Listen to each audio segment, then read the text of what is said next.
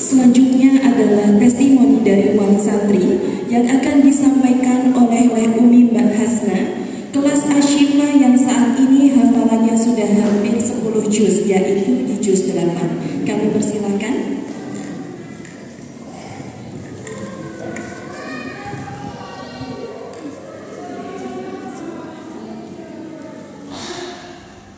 Bismillahirrahmanirrahim. Assalamualaikum warahmatullahi wabarakatuh.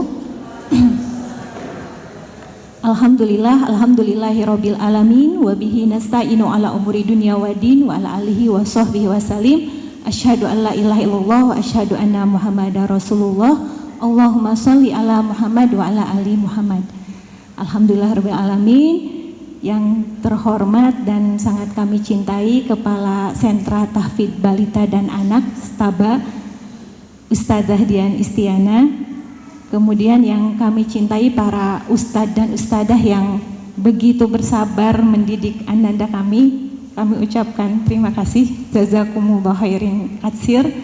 Kemudian yang kami cintai para ayah bunda ya, yang saya yakin memasukkan ananda ke Staba ini punya berjuta cita, punya berjuta harapan agar anak-anak kita minimal menjadi generasi yang cinta Quran. Insya Allah, betul nggak Bapak Ibu? Betul ya, insya Allah. Saya diminta testimoni dari para ustadz ustadzah, walaupun saya yakin insya Allah Bapak dan Ibu punya testimoni sendiri-sendiri ya. Insya Allah nanti silahkan disampaikan biar Staba kita tercinta bisa lebih maju lagi ke depannya.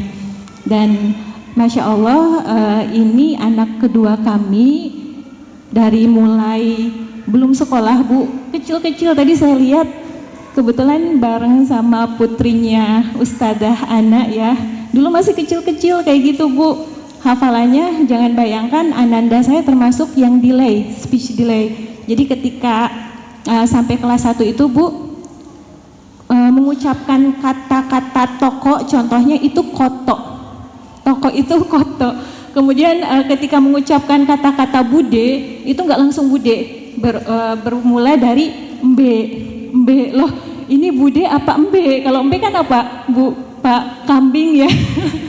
Itu bertahap mbe, bube dan akhirnya bude. Dan ketika masuk ke sini, kami komunikasikan ke Ustadz Ustadzah, Ustadz Ananda kondisinya seperti ini. Jadi nanti dimaklum ya kalau pas setoran itu sering ayatnya itu kayak contoh surat An-Nas ya Bu.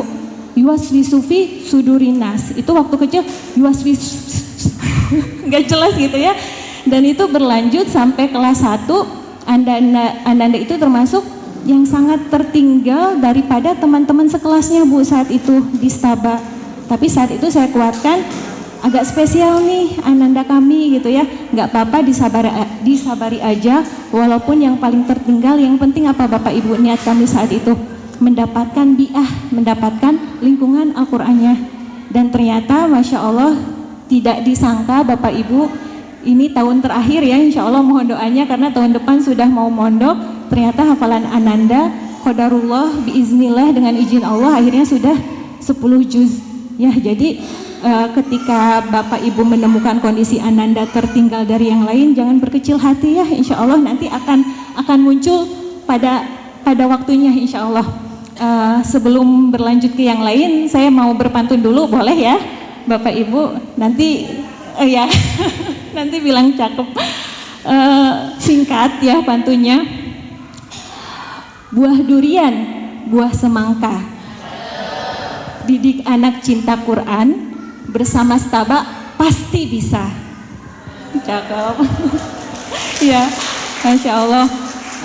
Jadi 5 hal ya yang ingin kami sampaikan, saya rangkum ke dalam 5 sesuai kata Stabanya ya. Staba, S-T-A-B-A, S smart, T tabarok, A asik cara belajarnya, B belajar mandiri, berani dan percaya diri, dan yang terakhir A aktif berkomunikasi. Yang pertama dulu ya Bapak Ibu, smart di sini berarti apa? Cerdas, pintar. Seperti tadi ya kita lihat Masya Allah ananda kecil-kecil usia 2-3 tahun, 3 tahunan itu sudah bisa murojaah mentasmikan surat An-Naba ya Bapak Ibu. Zaman kita kecil hafalan Quran kita apa Bu? Masih Anas sampai Al-Hakumut ya, sampai At-Takasur. Tapi sekarang dengan perkembangan informasi dan lain sebagainya ternyata bisa loh anak-anak 3 tahun memulai hafalan dengan An-Naba. Tadi kembali ke smart, cerdas, pintar di sini yang kami rasakan apa Bapak Ibu? Yakinlah ketika anak-anak kita sejak dini diinteraksikan dengan Al-Quran, didekatkan dengan Al-Quran, yakinlah anak-anak kita akan tumbuh menjadi anak-anak yang cerdas, insya Allah. Sejarah membuktikan kisah-kisah para sahabat, tabi'in, mereka banyak dan bahkan anak-anaknya itu yang hafal Quran sebelum usia 5 tahun ya Bapak dan Ibu. Dan mereka akhirnya menjadi generasi-generasi emas tonggak kejayaan umat muslim. Dan penelitian akhir-akhir ini membuktikan insya Allah Bu, jangan khawatir gitu ya, anak yang mempunyai hafalan Quran, yang mereka berlelah-lelah menghafal Quran gitu ya, di saat yang lain mungkin sekarang lagi istirahat, malamnya juga anak kita harus menyiapkan Bapak dan Ibu itu kan di saat anak-anak yang lain mungkin selesai belajar udah gitu ya tiduran. Tapi anak-anak kita kan kadang harus murojaah ya Pak Ibu, sering terbersit. Aduh kasihan anak-anak kita harus murojaah, sering terbersit gitu nggak Bapak dan Ibu? Iya ya. Nah yakinlah penelitian saat ini anak-anak yang dia terbiasa menghafal Quran itu akan berbanding lurus dengan tingkat kecerdasan mereka. Dan mudah-mudahan keyakinan ini yang akan mendobrak, karena ini yang pernah kami rasakan ya Bapak Ibu selaku orang tua, kekhawatiran, keraguan di tengah masyarakat saat ini. Pandangannya secara umum biasanya apa? Lihat anak seusia 3 tahun, 4 tahun, 5 tahun, kasihan, entah itu kakeknya, neneknya, kemudian siapa lagi, Pak D, Bude, Pak Le, Bule, wah semuanya gitu ya, tetangga kita, oh kasihan anak masih kecil, kok udah disuruh hafalan, apa nanti nggak kasihan gitu ya, harusnya banyak main dan lain sebagainya. Nah Pak, Bu, yakinlah justru dengan dari semenjak dini ketika anak-anak di masa golden age-nya lebih banyak berinteraksi dengan Al-Quran, lebih dekat dengan Al-Quran, insya Allah anak-anak kita akan tumbuh menjadi anak-anak yang smart, cerdas ya. Dan cerdasnya ini mudah-mudahan bonus ya bagi kita, tidak hanya cerdas secara otak ya Bu, tapi mudah-mudahan karena dia dekat dengan Al-Quran, anak-anak kita biasakan untuk cinta ke Al-Quran, amalan-amalannya pun mencerminkan seperti Al-Quran, insya Allah. Jadi penyejuk kita enggak Bu? Insya Allah ya, mudah-mudahan anak-anak kita tidak hanya cerdas tapi akhlaknya juga bagus. Kemudian B itu tadi, bukan B, tabarok ya, tabarok di sini. Insya Allah ketika kita memasukkan ke sebuah sekolah tahfidz Quran, biasanya kan yang kita cari apa Pak Ibu? Metodenya apa nih gitu kan? Ada, dulu saya pernah belajar tentang metode Yadain Pak, saya nggak bisa ngomong bahasa Jawa, mohon maaf ya Pak Ibu. Jadi dulu waktu kecil, saya asli dari Jawa Barat, bukan kecil, sewaktu saya mengajar di salah satu lembaga, saya pernah belajar metode Yadain. Metode Yadain itu metode menghafal yang itu pakai gerakan. Jadi kalau kayak An-Naba kan ada bumi, ada apa itu di ini kan. Nah, banyak sekali metode yang insya Allah ketika metodenya baik itu bagus semua gitu ya. Tapi ketika berbicara staba dan Bapak Ibu bertanya, ternyata metodenya jelas, yaitu metode tabarok yang insya Allah penemunya seorang syekh dari Mesir ya, yang beliau sebelum menyebarkan metode ini karena beliau merasakan kemanfaatannya telah berhasil mendidik putra-putrinya hafal Quran sebelum usia 5 tahun. Masya Allah ya, jadi jangan ragu ya, karena staba menggunakan metode tabarok. Kemudian asyik cara belajarnya. Kenapa disebut asyik Bapak Ibu? Anak-anak kita sering mungkin anak-anak kita ketika pulang tidak hanya belajar ya, main aja Bu. Anak-anak kalau main satu jenis kegiatan itu biasanya bosan nggak Bu?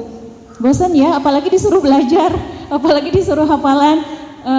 Tapi Masya Allah ketika di Staba seiring berjalannya waktu, para ustadz-ustadzah di sini mengkreasikan berbagai macam cara belajar. Contohnya, tiba-tiba ada cooking class, pulang dari Staba, Mi asik, tadi bikin waffle, bikin pancake, ada nggak yang cerita kayak gitu Pak Ibu? Anak-anak jadi semangat lagi. Kemudian asik yang lainnya yang apa? Mabit. Kalau orang tua kan ketika apa Ibu berbicara tentang mabit, apalagi yang kecil, aduh nanti gimana ini? masih ompol nggak? Ada kekhawatiran kayak gitu nggak Pak Ibu? Nanti tidurnya masih nyariin bapaknya nggak? Masih nyariin ibunya nggak? Tapi ternyata kalau ditanya ke anak-anak, kegiatan yang paling disuka apa ternyata Bapak Ibu? Mabit. Ketika mabit, wah semangatnya semangat 45. Jadi ada mabit, ada tadi cooking class, kemudian juga di hari-hari besar suka ada perayaan juga ya. Kami ucapkan terima kasih karena ternyata dengan cara asik belajar membuat anak-anak tidak bosan. Kemudian Staba B ya, B-nya itu belajar mandiri, berani dan percaya diri. Kenapa gitu ya? Karena kami rasakan tadi dengan ada kegiatan mabit, kemudian tahfidz super camp, kemudian dengan adanya lomba-lomba itu kan anak-anak mabit aja kan disuruh mandiri ya Bu ya, makan, kemudian anak-anak mau tidur, kemudian kalau pas pulang harus merapihkan dulu barang-barangnya, itu kan mereka bertanggung jawab kalau ada ketinggalan, tanggung jawab dong gitu ya, tanggung jawab. Anak-anak dibiasakan seperti itu.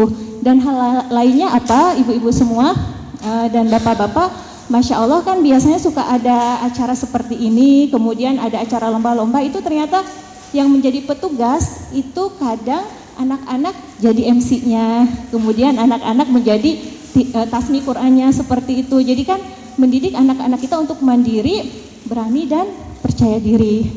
Itu yang kami rasakan. Dan yang terakhir ya, betul, berarti A ya, A-nya itu adalah aktif berkomunikasi. Aktif berkomunikasi di sini maksudnya yang saya rasakan sebagai orang tua, alhamdulillah dari pihak Ustadz dan Ustadzah Staba itu senantiasa komunikasi dua arah dengan kita selaku orang tua. Karena prinsipnya kan Bapak Ibu insya Allah pernah mendengar ya, sebagus apapun sebuah lembaga pendidikan, ketika orang tua hanya menyerahkan 100% prosesnya itu kepada lembaga tersebut, kira-kira akan berhasil nggak Bapak Ibu?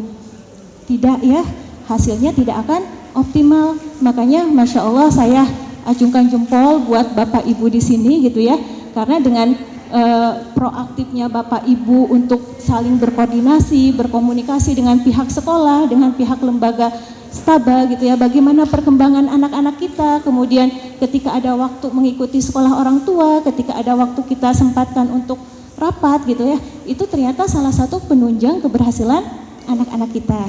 Itu insya Allah testimoni dari kami ya, Staba Smart, Tabarok, asyik cara belajarnya, B belajar mandiri, percaya diri dan berani, dan yang terakhir aktif komunikasinya. Sekian dari saya, mudah-mudahan Staba tambah maju dan mudah-mudahan anak-anak kita menjadi anak-anak yang cinta Al-Quran dan menjadi generasi Quran yang Allah janjikan ke depannya. Insya Allah itu saja, ditutup dengan billahi taufiq wal hidayah. Assalamualaikum warahmatullahi wabarakatuh.